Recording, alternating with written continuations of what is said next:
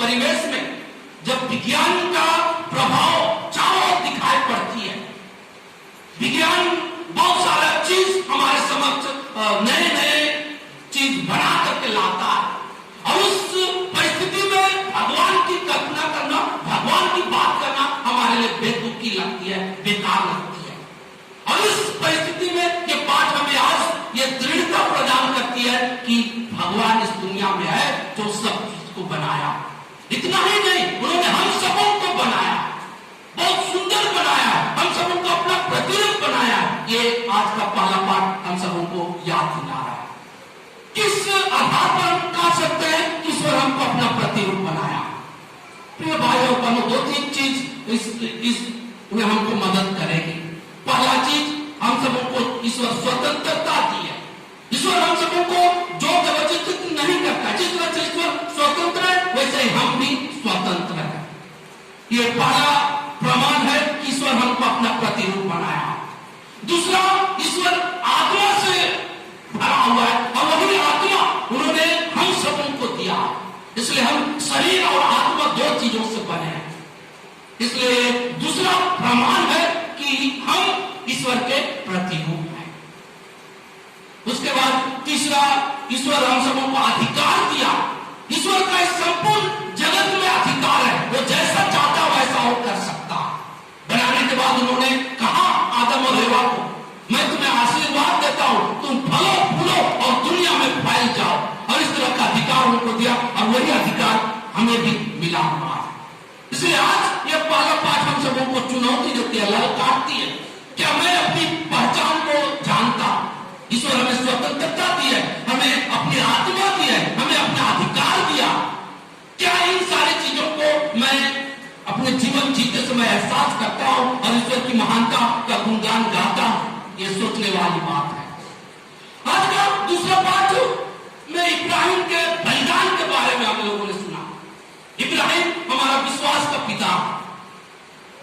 इब्राहिम के बारे में हम जानते हैं, जब भी इस दुनिया में पाप बढ़ गया और लोगों की झुकाव पाप की ओर होने लगी, तो अपना मुक्ति विधान जारी रखने के लिए इब्राहिम को चुनता, और वो उनको वचन देता है कि वो उनके संतान को आकाश के तारों के समान, नदी के बालू के समान उनकी संतति को देगा, और उनको बुढ़ापे में एक पुत्र मिलता।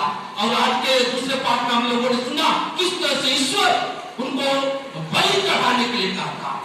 प्रिय भाई और बहनों, अगर हम इब्राहिम के स्थान में रहते पता नहीं क्या करते, लेकिन इब्राहिम के ईश्वर पर विश्वास देखिए, उसकी दृढ़ता को देखिए। उनका मानना था कि ईश्वर कुछ भी कर सकता है, उसके लिए कुछ भी असंभव नहीं है।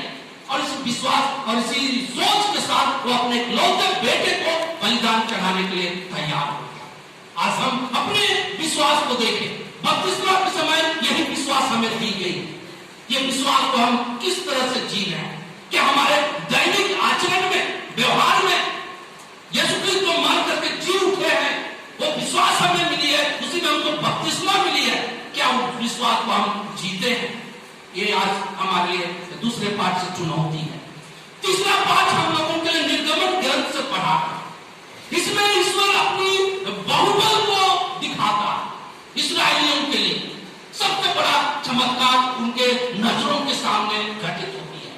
क्या चमत्कार हुआ? इस्राएली लोग मिस्र देश के गुलाम में थे, उन पर जुल्म हो रहा था, अत्याचार हो रहा था, शोषण हो रहा था। वे ईश्वर को पुकारते हैं और ईश्वर उनकी प्रार्थना को सुनता है और मूसा को उनके बीच में भेजता है।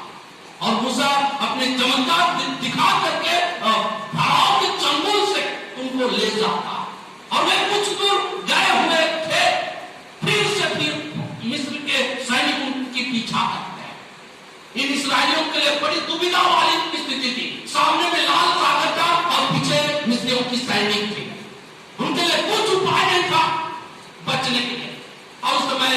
मूसा ईश्वर से प्रार्थना करता है कैसे करे, क्या करे, और ईश्वर उनको कहता है कि तुम अपनी छड़ी से लाल सागर को मारो, और वो ऐसा ही करता है। और प्रिय भाई और बहनों, असंभव वाली बात संभव होती है। लाल सागर सूखे धरती बन जाती है और वे सूखे पांव पार हो जाते हैं।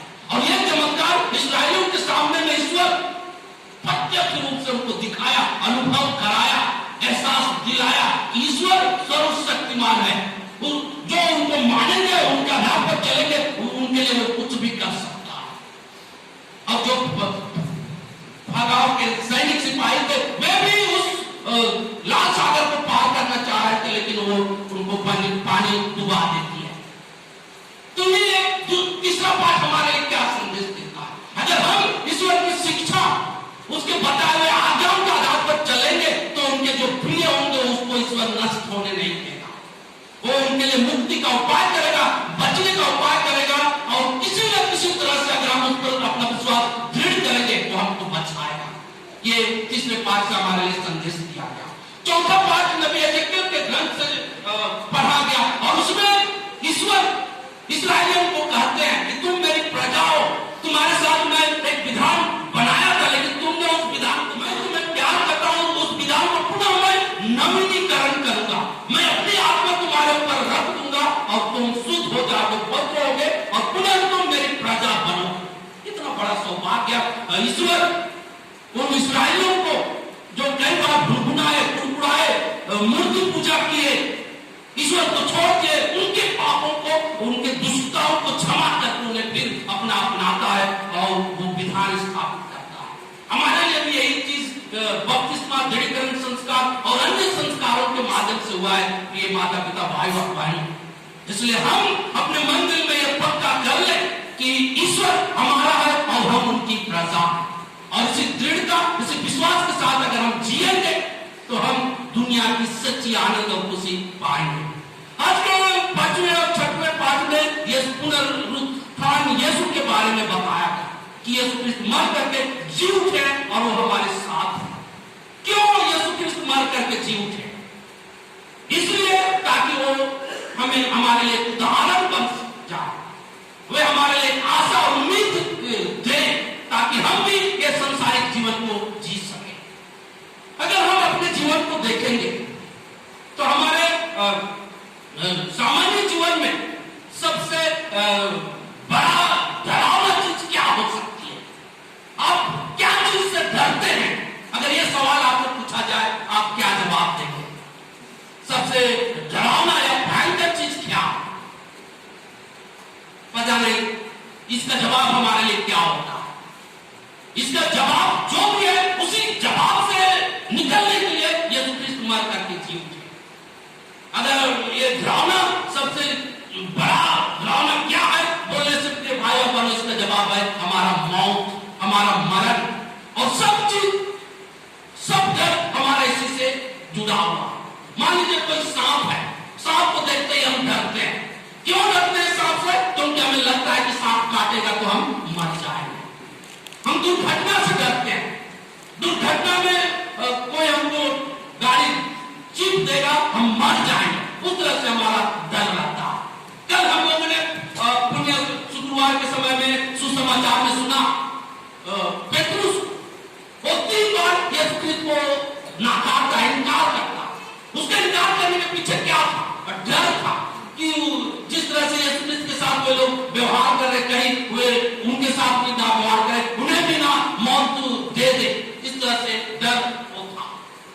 प्रिय भाई और बहनों, ये डर भी हमें, ये मौत भी हमें डराती है और हमें विचलित करती है अपने विश्वास और बुराई करने या इस दुनिया में खुल करके स्वतंत्र रूप से जीने के लिए। इसलिए आज हम ये मन में बैठा लें कि यीशु क्रिस्त मर करके जी उठे हैं। भले ही हमारा शरीर मर जाए, लेकिन हमारा आत्मा निश्चित रहेगा, सुरक्षित रहेगा, और इसी चीज को यीशु क्रिस्त जी उठ करके हमारे लिए निश्चित किया। ये संसारिक जीवन हमारा कुछ दिनों के लिए, हम हमेशा के लिए इस धरती पर नहीं रहेंगे। हम आगे के जीवन के लिए, अनंत जीवन के लिए तैयारी कर रहे हैं। और अगर हम बेधड़क हो करके यीशु क्रिस्त पर विश्वास करते हुए